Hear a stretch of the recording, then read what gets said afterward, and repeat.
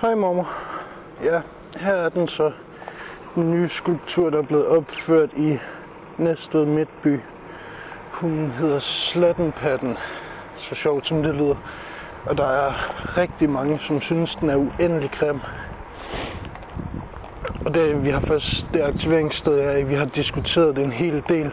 Der er mange, der siger, at den på grund af det der ikke er appropriate at have et sted, hvor der kommer mange børn.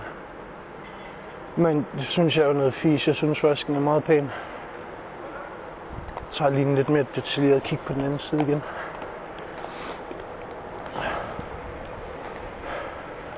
Den er godt udført. Det har lige været spærret af, fordi der var nogle idioter, der lavede hærværk på den.